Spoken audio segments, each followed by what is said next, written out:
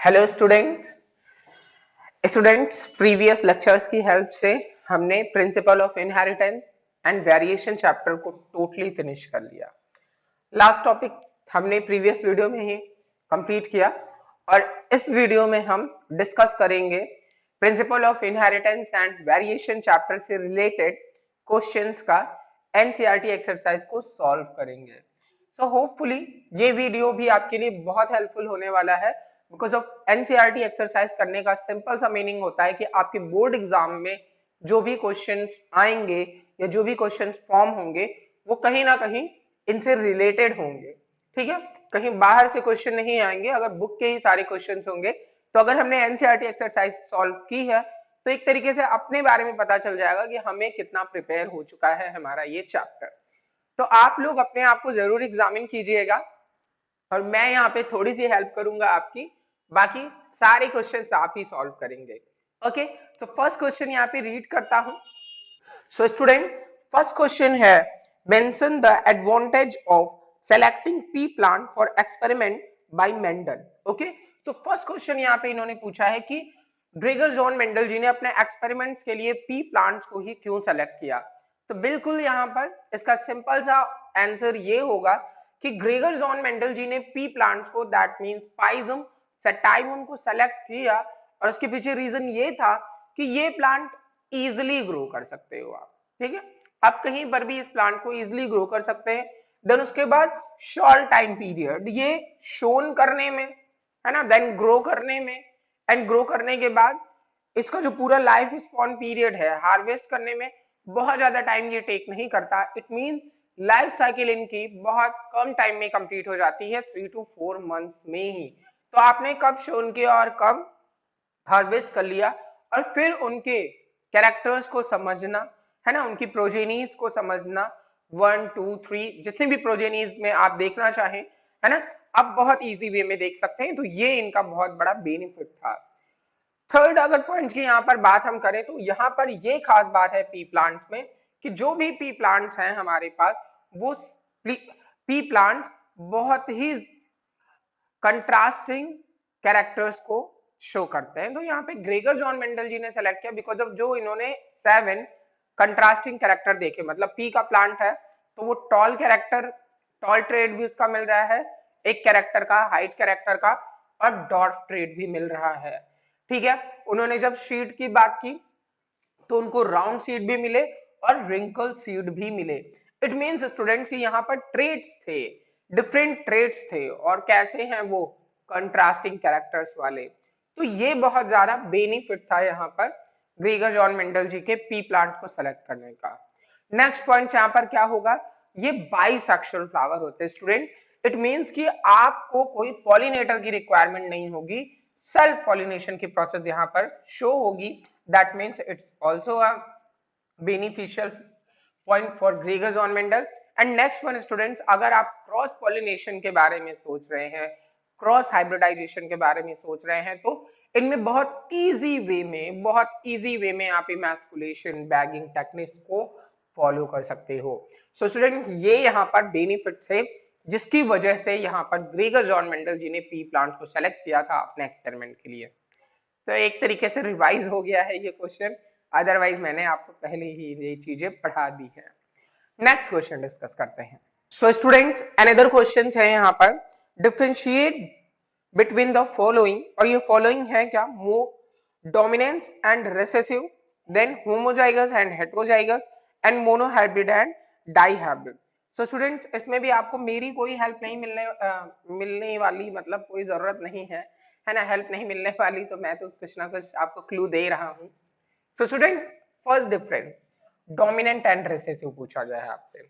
Dominant का meaning क्या होता है, तो डोमिनेंट का मीनिंग आप बहुत अच्छे से जानते हैं कि अगर आपने 2 ट्रेड्स ले रखे हैं है ना, और उनके एलील्स हैं, तो उनमें से कोई एक होगा जो आपको कैसा दिखने वाला है, यहाँ पर डोमिनेंट दिखने वाला है। मतलब 2 पेरेंट्स में एक जो कैरेक्टर्स है, जो ट्रेड्स हैं, वो क्या है, डोमिनेंट है किस पर, दूसरे पेरेंट्स पर। तो जो फीचर्स आपको प्रोजेनी में दिख रहे हैं, इट मींस वो क्या है, डोमिनेंट है। और जो हिडन हो गया, जो सप्रेस हो गया, जो अपने फीचर्स को एक्सप्रेस नहीं कर पाया, वो क्या होंगे, रिसेसिव होंगे। तो डोमिनेंट और रिसेसिव, फॉर एग्जाम्पल ग्रेगर्स और मेंडल जी ने पी प्लांट में क्रॉस कराया और उन्होंने एक कैरेक्टर लिया राउंड सीड और दूसरा लिया रिंकल सीड। ठीक है, तो राउंड सीड जो है वो क्या है, डोमिनेंट है, बिकॉज ऑफ F1 प्रोजेनी में जब आप देख रहे थे तो इनमें आपको जो F1 प्रोजेनी दिखी वो राउंड सीड की दिखी, इवन वो हाइब्रिड थे बट वो थे तो राउंड। ठीक है, रिंकल नहीं दिखे, और ये रिंकल क्या है यहाँ पर, तो वो रिंकल है आपका रिसेसिव कैरेक्टर। ठीक है, तो डोमिनेंट और रिसेसिव में डिफरेंस हमने कर लिया। होमोजाइगस और हेट्रोजाइगस क्या होता है स्टूडेंट, तो होमोजाइगस एंड हेट्रोजाइगस की अगर मैं बात करूं तो मैंने आपको बताया कि होमोजाइगस जहां पर आप सेम एलिल, जो एलिल्स हैं वो क्या है, सेम है। फॉर एग्जांपल स्टूडेंट, टॉल के लिए जब आप एलिल लिख रहे थे टॉल ट्रेट के लिए तो आपने कहा कैपिटल टी होगा। ठीक है, जब आपने डॉर्फ के लिए लिया तो आपने ट्रेट क्या बताया, एलिल क्या लिखे, स्मॉल टी। तो ये क्या है, होमोजाइगस है, इन्हें हम क्या बोलेंगे, होमोजाइगस बोलेंगे when alleles are same. But allele अगर डिफरेंट है, कैपिटल टी और स्मॉल टी, तो इसके लिए हम क्या बोलते हैं, ये हाइब्रिड टॉल है, यहाँ पर दोनों एलिल क्या है, डिफरेंट है। तो इनके लिए स्टूडेंट्स हम कौन सा टर्म यूज करते हैं, हम इनके लिए टर्म यूज करते हैं हेट्रोजाइगस। ठीक है, तो ये हेट्रोजाइगस हो गया। और भी कैपिटल आर स्मॉल आर अगर आप ले रहे हैं हम, तो ये भी क्या रिप्रेजेंट करेगा स्टूडेंट, हेट्रोजाइगस रिप्रेजेंट करेगा। नेक्स्ट वन जो डिफरेंस आपसे पूछा गया है वो पूछा गया monohybrid and dihybrid cross में क्या डिफरेंस है। सो स्टूडेंट, जब आप हाइब्रिडाइजेशन की प्रोसेस या क्रॉस की प्रोसेस एक सिंगल ट्रेट को लेकर के कर रहे हैं, ठीक है, कोई इंडिविजुअल कैरेक्टर्स और उनके टू डिफरेंट ट्रेट्स के बीच में आप क्रॉस करा रहे हैं, ऐसे क्रॉस को आप मोनोहाइब्रिड क्रॉस बोलते हो। और जहां पर आप ऐसे कैरेक्टर ले रहे हो, जहां पर आप ऐसे कैरेक्टर ले रहे हो जो कि टू कैरेक्टर्स हैं, है ना, और उनके 4 डिफरेंट ट्रेट्स आएंगे, तो उनको आप कौन सा क्रॉस बोलते हो, डाई हाइब्रिड क्रॉस बोलते हो। तो एक कैरेक्टर, फॉर एग्जांपल अगर आपने क्रॉस कराया, एक लिया कैरेक्टर हाइट का और उसके ट्रेट यहाँ पर टॉल, ठीक है, और डॉट, है ना, ये एलिल हमने लिए, तो ये मोनोहाइब्रिड क्रॉस होगा। लेकिन अगर इसी जगह मैंने बोला आपको कि भाई हमारे पास है राउंड और रिंकल, ठीक है, सीड, और इनका कलर कैसा है, तो येलो, और यहां पर कैसा कलर है, ग्रीन। ठीक है, तो राउंड येलो और रिंकल्ड ग्रीन, तो बच्चे round one correct, one trait हुआ और येलो सेकेंड। तो यहां पर मैंने 2 ट्रेट ले रखे हैं, ठीक है, और इनके बीच में जब मैं हाइब्रिडाइजेशन कराऊंगा बच्चा, तो मैं इसे क्या बोलूंगा, इसे मैं डाई हाइब्रिड क्रॉस बोलूंगा। इट इज क्लियर, क्लियर है। ठीक है, तो monohybrid cross single character, dihybrid cross 2 character. Okay, तो इन्हें हम monohybrid cross and dihybrid cross बोलते हैं। तो ये बहुत इजी था, आपसे जो डिफरेंस पूछे गए डोमिनेंस एंड रिसेसिव में, हेट्रोजाइगस और होमोजाइगस में, और फिर उसके बाद आपसे पूछा गया मोनोहाइब्रिड एंड डाइहाइब्रिड में, and hopefully you understand easily. Okay, you understand easily. Next one student, another questions को करते हैं। So here students, question number 3 is a diploid organism is heterozygous. Focus करिएगा, एक डिप्लॉइड ऑर्गेनिज्म है, is heterozygous for 4 loci. How many types of a gamete can be produced? So आप जानते हैं loci का मीनिंग क्या होता है स्टूडेंट, लोकाई का मीनिंग हम लोकेशन बोलते हैं क्रोमोसोम पर, लोकाई का मीनिंग होता है जहां पर जीन्स, स्पेसिफिक जीन्स प्रेजेंट होते हैं, इन्हें हम लोकाई बोलते हैं। अब यहाँ पर इन्होंने बोला कि डिप्लॉयड ऑर्गेनिज्म है, ठीक है, 2n, और इनमें इनके पास कितने हैं, 4 लोकस प्रेजेंट है, तो n की वैल्यू एक तरीके से 4, और यहाँ पर इन्होंने बोला 2 4। ठीक है, ये हमने जब n की वैल्यू यहाँ प्लेस कर दी तो 2। अब आपने कहा 2 2 जा 4, 4 2 जा 8, 8 2 जा 16। तो स्टूडेंट्स यहाँ पर टोटल आपका आंसर कितना आने वाला है, 16। अब अगर मैं आपको बताऊं, ये डाई हाइब्रिड क्रॉस पूछा गया था स्टूडेंट कि टोटल कितने यहाँ पर थिंग्स आपको देखने को मिलेंगी, तो डाइहाइब्रिड क्रॉस थोड़ा सा रिमेंबर करिए।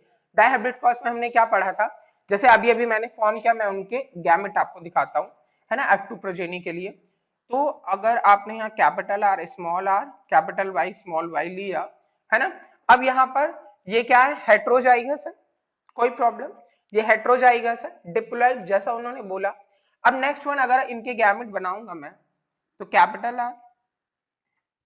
Y, capital R, small R, capital Y, और स्मॉल वाई। अब स्टूडेंट्स अगर आप इनका क्रॉस करा रहे थे, है ना, तो आपको क्या देखने को मिल रहा था, फिर से इनको यहीं पे अगर मैं उतार दूं, तो क्या आपको यहाँ 16 प्रोजेनीज नहीं दिख रही थी F2 में, F2 जनरेशन में, तो वही तो है बच्चा आंसर। ठीक है, तो यही क्वेश्चन था, और इस क्वेश्चन को एक सिंपल वे में ऐसे हम फॉर्मूला बेस कर लेते हैं, और अगर डिटेल में हम करें तो ये रही आपके सामने detail.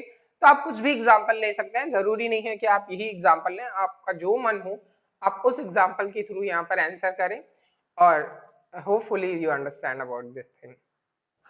So students next question करते हैं, यहाँ पर हम नेक्स्ट क्वेश्चन पूछा गया है, explain the law of dominance using a monohybrid cross.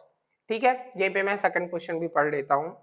ठीक है, और सेकंड क्वेश्चन पूछा गया है, define and design a test cross. तो स्टूडेंट 2 क्वेश्चंस क्यों पढ़े मैंने, उसके पीछे रीजन क्या है। पहला क्वेश्चन आपसे बोला गया है, using a monohybrid cross and define the law of dominance.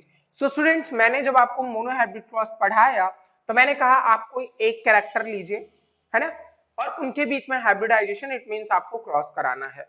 तो फॉर एग्जांपल आपने यहां पर लिया राउंड सीड, ठीक है, और फिर आपने यहां पे लिया रिंकल सीड। ठीक है, एक राउंड सीड है, और दूसरा कैसा है, रिंकल सीड है। अब जब आपने इनके बीच में क्रॉस करा, इनके एलिल लिख लें अगर हम, तो ये रहे कैपिटल आर आर, और ये रहा small R R, gamete form कर दें हम, कैपिटल आर और स्मॉल आर, क्रॉस करा दें हम, तो capital R small R. So students ये हमारी फीलियल फर्स्ट जनरेशन है, और इसे हम क्या बोल रहे हैं, हाइब्रिड। और ये कैसे हाइब्रिड है, रेड है। ठीक है, रेड है स्टूडेंट। तो यहां पर आपको क्या समझ में आ रहा है, क्या समझ में आ रहा है आपको, लॉ ऑफ डोमिनेंस आप कैसे बताओगे। आपने कहा कि यहाँ F1 प्रोजेनी में जब हमने 2 पेरेंट्स ले रखे हैं, राउंड है, रिंकल है, बट एक्सप्रेस सिर्फ एक हो रहा है फर्स्ट जनरेशन में, और वो कौन है, राउंड। इट मींस राउंड क्या है यहाँ पर, डोमिनेंस है। तो आप ऐसे ही मोनोहाइब्रिड क्रॉस फॉर्म करेंगे। इवन जब आप इनका F2 जनरेशन का भी क्रॉस कराएंगे स्टूडेंट, तो मैंने आपको मोनोहाइब्रिड क्रॉस पूरा पढ़ाया है। इस वजह से यहाँ पर अगर आप इनकी F2 प्रोजेनी भी देखेंगे, F2 जनरेशन में जाएंगे, तो वहां पर भी आप जब फिनोटाइपिक रेशियो बताते हो तो 3:1 बताते हो।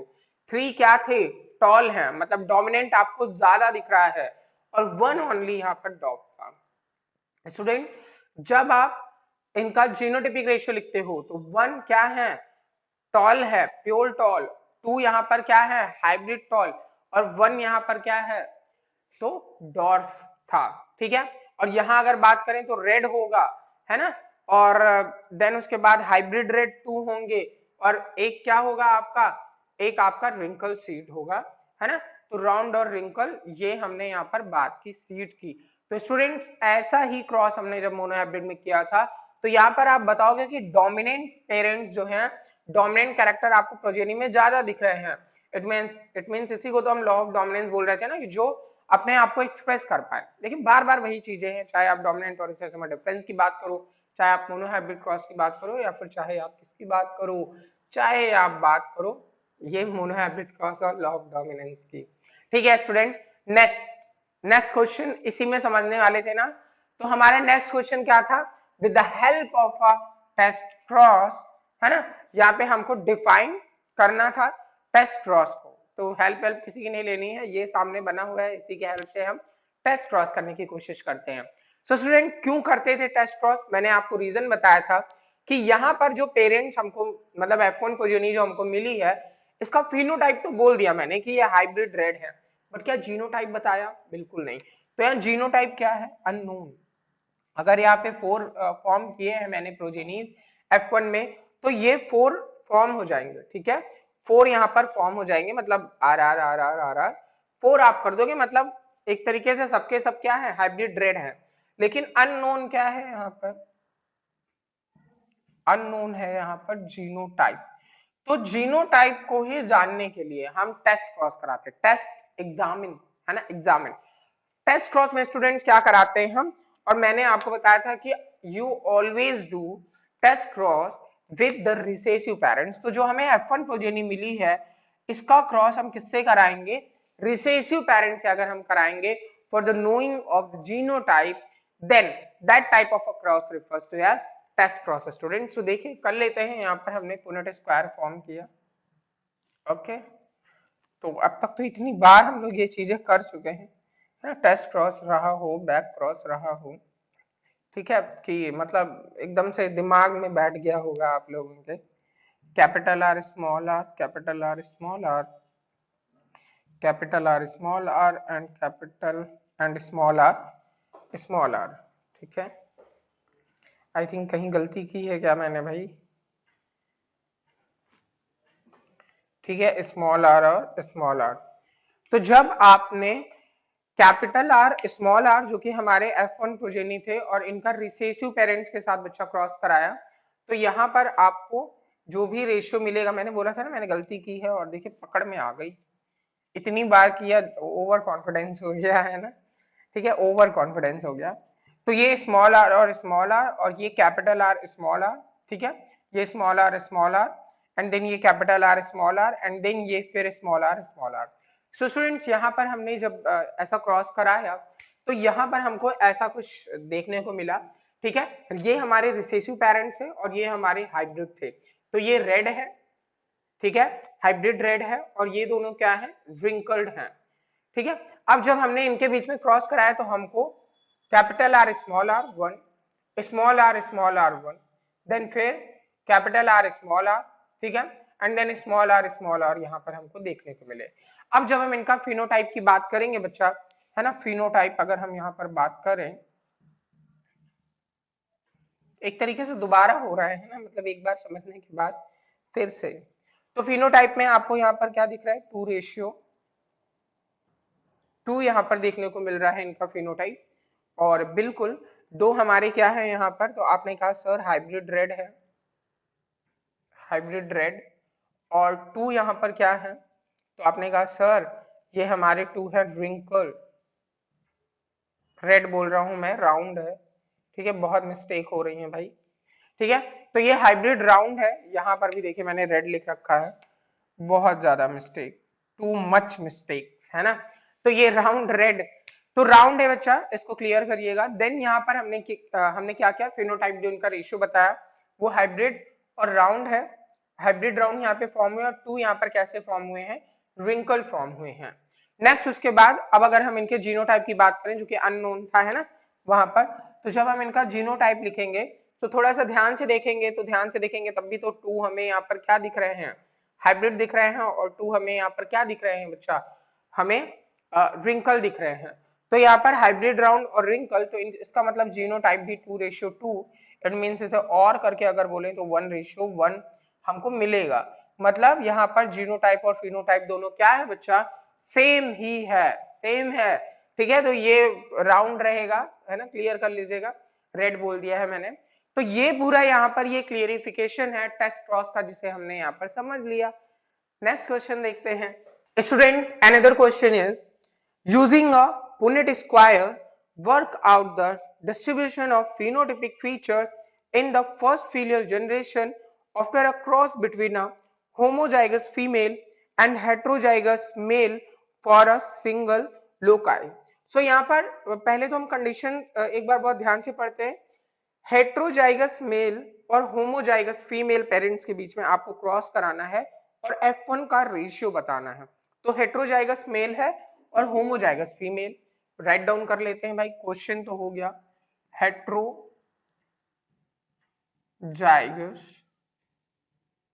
मेल है, ठीक है, और होमोजाइगस होमोजाइगस फीमेल है। ये कंडीशन उन्होंने बोली है और इनके रेशियो के F1 प्रोजेनी के रेशियो की बात की है। सो स्टूडेंट हेट्रोजाइगस मेल के लिए अगर मैंने एक ब्लैक कोट कैरेक्टर ले रखा है ब्लैक, है ना, तो उसके लिए हेट्रोजाइगस के लिए मैं कैपिटल बी और स्मॉल बी लूंगा, है ना, और होमोजाइगस फीमेल के लिए मैं स्मॉल बी और स्मॉल बी लूंगा। अब उसके बाद इन्होंने फीलियल फर्स्ट के लिए पूछा है, तो चलिए फटाक से हम लोग क्या करेंगे, फटाक से मैं तो यहाँ पे बनाने वाला हूँ चेकर बोर्ड, है ना, अपना पुनेट स्क्वायर, और देखता हूँ क्या आता है, पता चल जाएगा। तो कैपिटल बी स्मॉल बी, जो कि हमारा हेट्रोजाइगस मेल था, ठीक है, मेल है, और फीमेल, फीमेल है यहाँ पर स्मॉल बी और स्मॉल बी। चलिए करते हैं, इस बार बिल्कुल भी ओवर एक्साइटमेंट में नहीं करना है, बिकॉज ऑफ टेस्ट क्रॉस हम रॉन्ग कर चुके थे एक बार। Capital B small B, small B small B, capital B small B और स्मॉल बी स्मॉल बी। अरे क्या ये हमारा टेस्ट क्रॉस नहीं है? एग्जैक्टली exactly है, मतलब हम कह सकते हैं, बट यहाँ पे हम क्वेश्चन के बेस से बोलेंगे बच्चा। तो रेशियो उन्होंने पूछा था तो हमें नहीं पढ़ना, बिकॉज ऑफ अभी अभी हम लोगों ने टेस्ट क्रॉस किया है। तो अगर मैंने इन्हें बोला था ब्लैक कोट और व्हाइट कोट माना था, तो यहाँ पर आपका रेशियो करने की जरूरत ही नहीं है, 2:2 आप यहाँ पे बता सकते हो, या फिर और 1:1। समझ पा रहे हैं ना? तो क्वेश्चन मीनिंग समझिए, और जो क्वेश्चन बोले बस वो करा दीजिए आंख मूंद के। कभी भी ऐसे क्वेश्चंस को मतलब बहुत ज्यादा फोबिया नहीं बनाना चाहिए, है ना, आप बस क्वेश्चन आंख मूंदो और उसको सॉल्व करो, ठीक है। तो हम यहाँ पर अपने नेक्स्ट क्वेश्चन को देखेंगे, और इस क्वेश्चन की फिर से मीनिंग बताता हूँ आपको। यूजिंग अ पुनेट स्क्वायर, हमने पुनेट स्क्वायर यूज किया, वर्कआउट करना था आपको डिस्ट्रीब्यूशन किसका, और फिनोटिपिक फीचर, फिनोटिपिक फीचर आपको बताना था यहाँ पर फर्स्ट फीलियल का, ठीक है, जनरेशन का, एंड देन उसके बाद यहाँ पर क्रॉस कराना था होमोजाइगस फीमेल और एक हेट्रोजाइगस मेल के बीच में एक सिंगल लोकस पे। तो सिंगल लोकस के लिए हमने जब क्रॉस कराया बच्चा, तो हमारा फिनोटिपिक रेशियो 1:1, ये दो हमारे क्या है, हाइब्रिड ब्लैक कोट वाले, और ये दो हमारे क्या है, व्हाइट कोट वाले। तो इजी था। Question number 7 student, question number 7 is when a cross is made between tall plant with yellow seed। अब देखिए इन्होंने ये कैरेक्टर दे रखे हैं, तो इनको हम यहाँ पर राइट डाउन कर लेते हैं, है ना। तो देखते हैं भाई, इन्होंने बोला है tall plant with yellow seed, तो ये रहा कैपिटल टी स्मॉल टी और yellow seed small Y Y, tall plant और येलो सीड, येलो, ठीक है।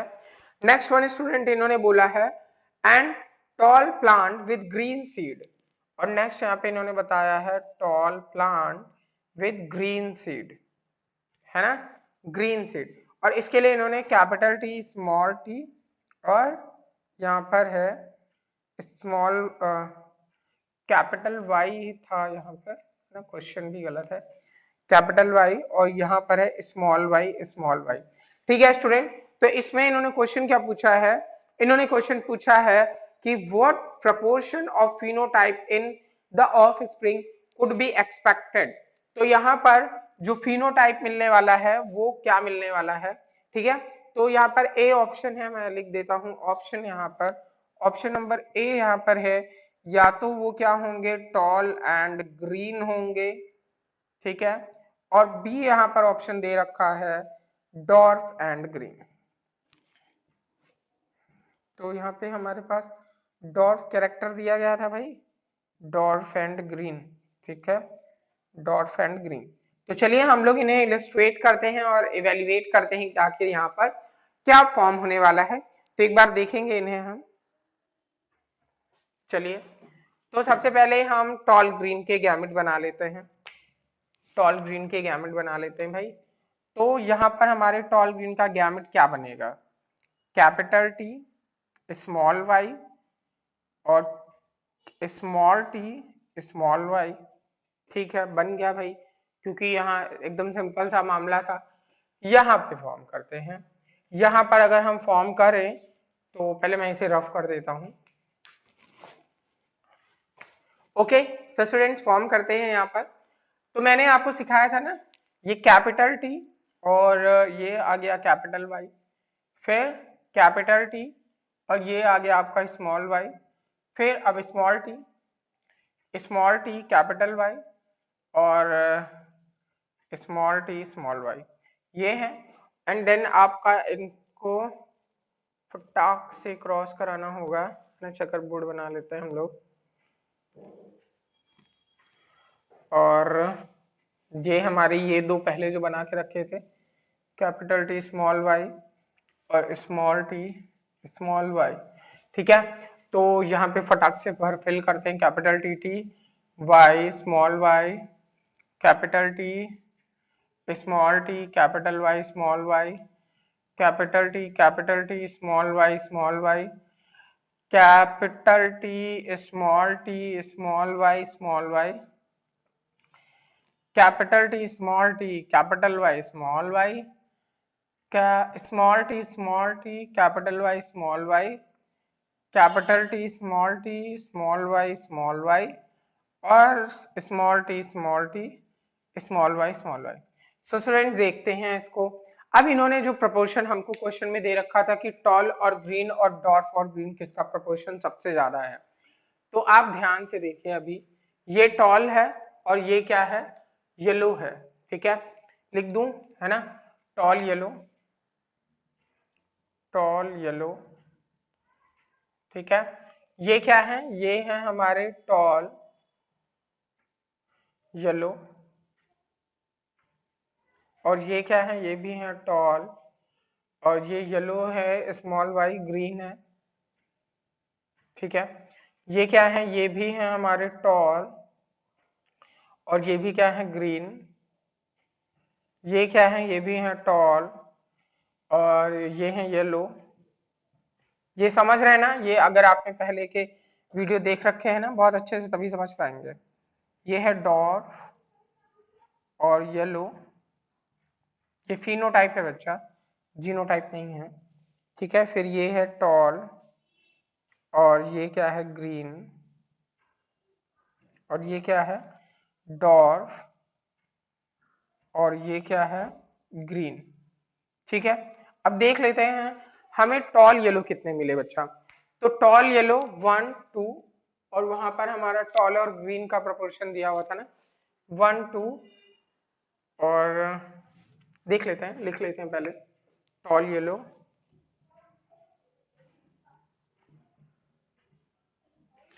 और कितने हैं टॉल येलो, 1 2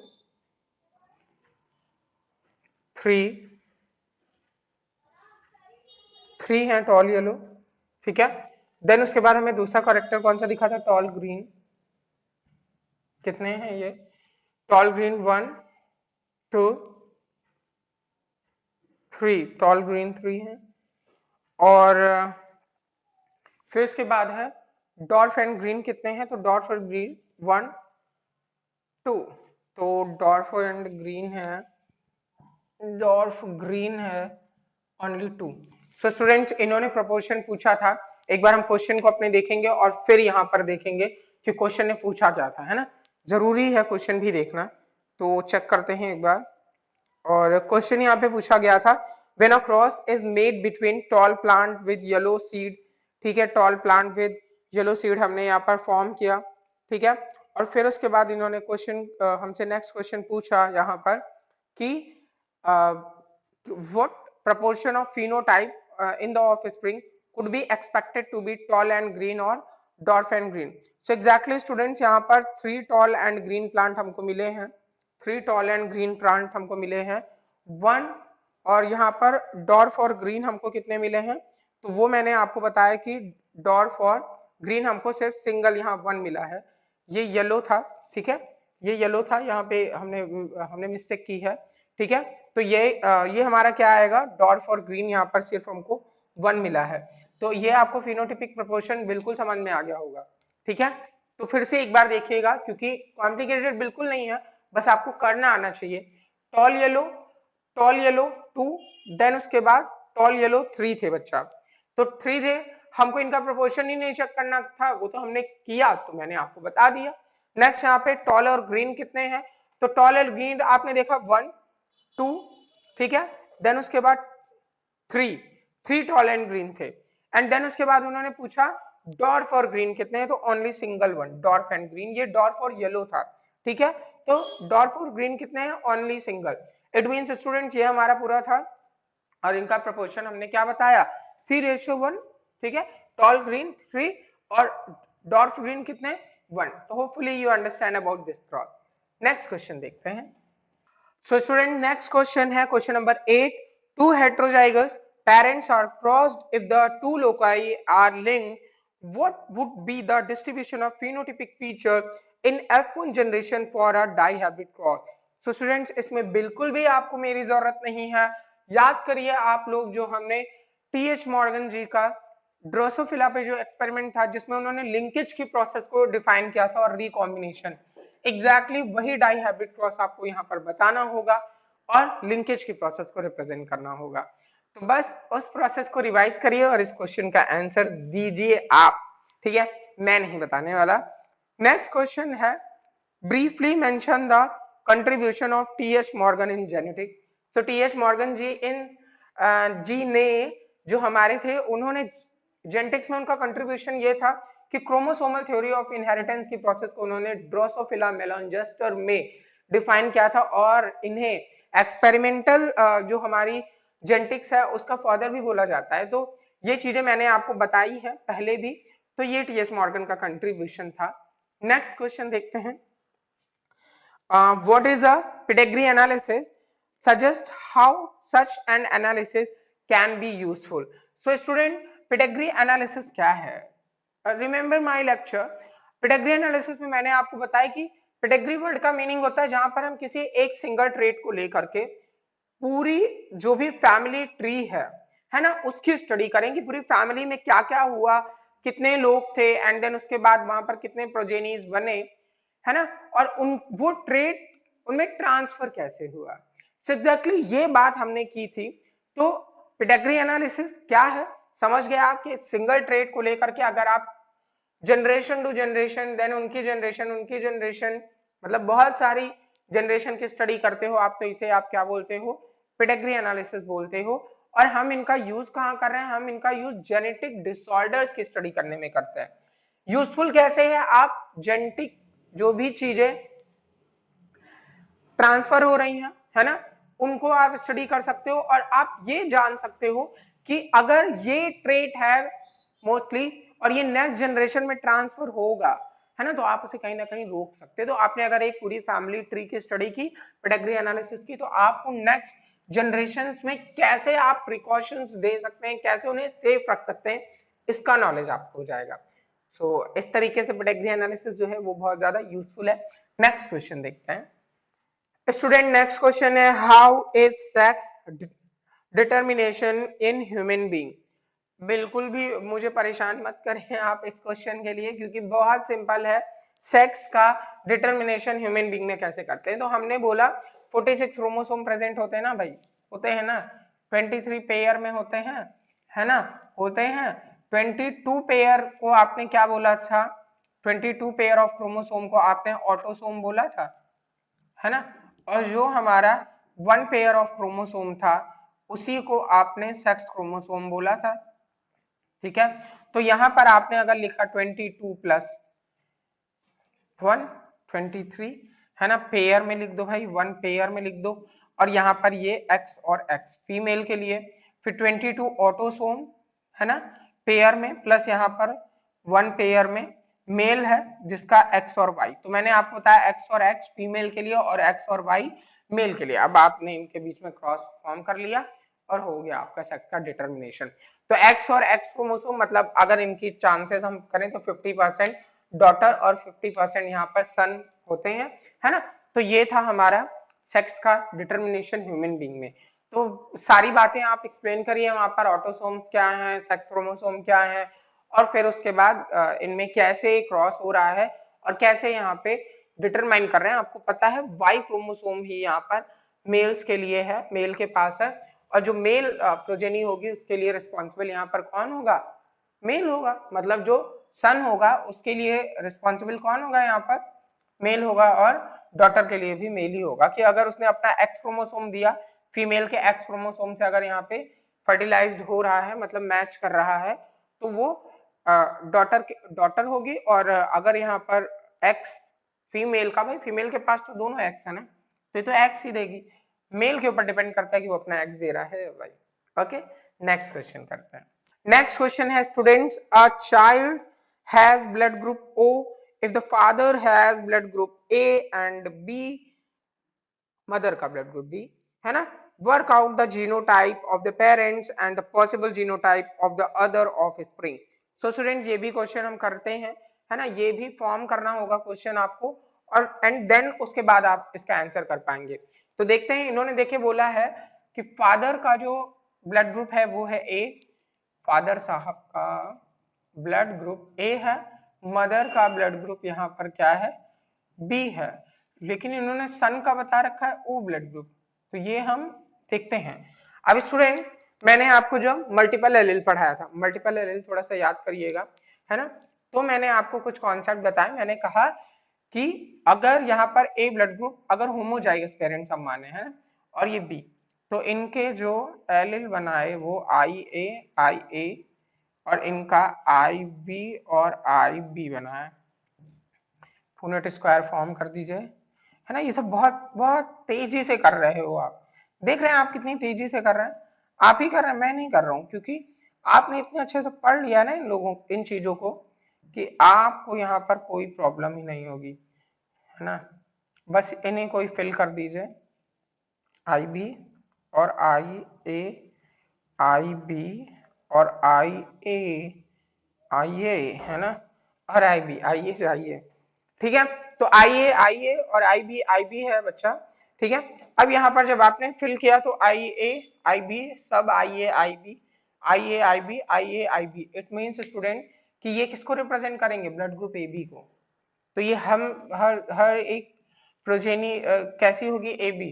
तो इसका मतलब अगर यहाँ पे सन ओ हुआ है तो क्या यहाँ पॉसिबिलिटी है कि ये होमोजाइगस थे, बिल्कुल नहीं थे, ये हेट्रोजाइगस थे। चलिए उसे भी हम यहाँ पे करते हैं कि अगर ये हेट्रोजाइगस थे तब क्या होगा।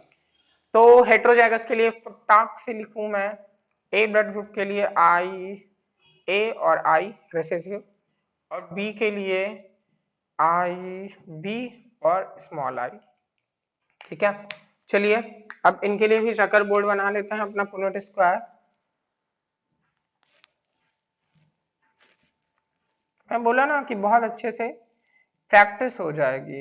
ये आई ए होगा, सॉरी कुछ ज्यादा ही जल्दी हो रही है आई थिंक, आई ए और ये आई बी और आई, तो I A I B small I A small I और स्मॉल आई। सो स्टूडेंट्स ये ओ ब्लड ग्रुप वाले हैं, ठीक है। आई आप जानते हैं रिसेसिव, तो ये ओ ब्लड ग्रुप को रिप्रेजेंट करते हैं। अगर आई बी और आई है तो बी आप जानते हैं डोमिनेंस होगा, तो ये बी ब्लड ग्रुप होगा। ये यहाँ पर ए डोमिनेंस, तो ए ब्लड ग्रुप होगा, और ये यहाँ पर क्या होगा, ए बी ब्लड ग्रुप होगा। तो आपको पॉसिबिलिटी समझ में आ गई होंगी कि A B blood group, A B और ओ ब्लड ग्रुप यहाँ पर फॉर्म होने के चांसेस हैं स्टूडेंट। तो आपको मैंने होमोजाइगस और हेट्रोजाइगस दोनों कंडीशन में समझा दिया। नेक्स्ट क्वेश्चन देखते हैं। नेक्स्ट क्वेश्चन है students, explain the following term with example codominance and incomplete dominance. तो स्टूडेंट कोडोमिनेंस की प्रोसेस के लिए मैंने आपको हमारे दो जो पेट एनिमल थे, एक तरीके का डॉग का एग्जांपल भी दिया था, काउ का एग्जांपल भी दिया था। कोडोमिनेंस का मतलब कोई डोमिनेंस ना हो, है ना, कोई डोमिनेंस ना हो, दोनों पेरेंट्स अपने कैरेक्टर्स को शो करें।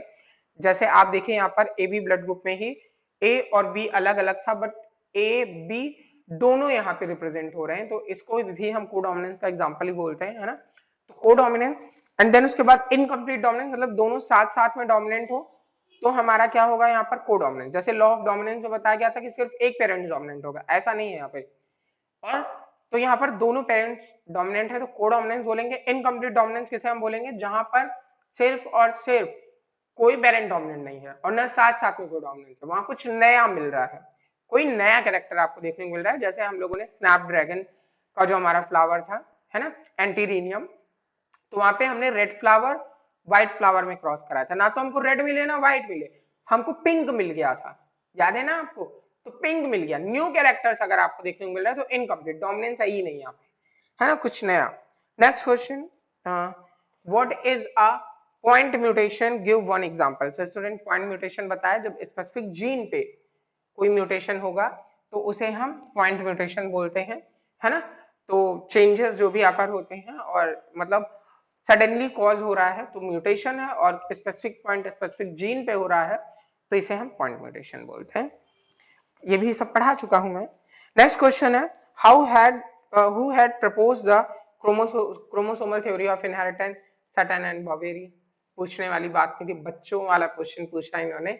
सटन एंड बवेरी आप जानते हैं जिन्होंने क्रोमोसोमल थ्योरी ऑफ इनहेरिटेंस को प्रपोज किया था, बट एक्सपेरिमेंटली प्रूवन की बात करेंगे हम तो टीएच मॉर्गन बताएंगे, ठीक है। Mention any two autosomal genetic disorder with their symptom। ठीक है, तो इन्होंने पूछा है आपसे दो ऑटोसोमल डिसऑर्डर के बारे में। मेरी जरूरत पड़ेगी आपको इस क्वेश्चन में? बिल्कुल नहीं पड़ेगी। अरे आप जानते हैं हमारे ऑटोसोमल डिसऑर्डर कितने, इन्होंने दो पूछे ना, आप तो चार बता सकते हो। कौन कौन से बता सकते हो? सिकल सेल एनीमिया, थैलेसीमिया, फेनिलकीटोन्यूरिया, और उसके बाद एक और क्या बता सकते हैं, डाउन सिंड्रोम। था इजी ना? बताइए सिम्टम्स इनके, बताते रहिए सिम्टम्स। थैलेसीमिया है ना, ग्लोबुलिन चेन जो है हमारी उसमें प्रॉब्लम है ना, और एनीमिया प्रॉब्लम कॉज करेगी। Sickle cell anaemia, anaemia problem cause करेगी, जो हमारी आरबीसी है वो शिकल शेप की हो गई है ना, तो ऑक्सीजन बाइंडिंग जो है वो बहुत रेयर है, कम है। डाउन सिंड्रोम, स्मॉल हाइट है ना, और फिंगर्स में पाम जो है उसमें कहीं ना कहीं चेंजेस। 21 पेयर ऑफ जो हमारा क्रोमोसोम था उसमें आपको ट्राइसोमी दिख रही थी, एक क्रोमोसोम इंक्रीज हो गया था। तो भाई प्रीवियस वीडियोस वॉच करें और इन क्वेश्चंस का आंसर देने की खुद कोशिश करें। So hopefully students this session is very useful for you, very useful for you, because of students हमने जो भी टॉपिक्स अब तक कवर किए, आखिर हमने खुद को इवेल्युएट किया कि कितना अभी तक लर्न है आपको ये टॉपिक, है ना। तो बहुत हेल्पफुल रहा होगा ये वीडियो, एंड थैंक यू।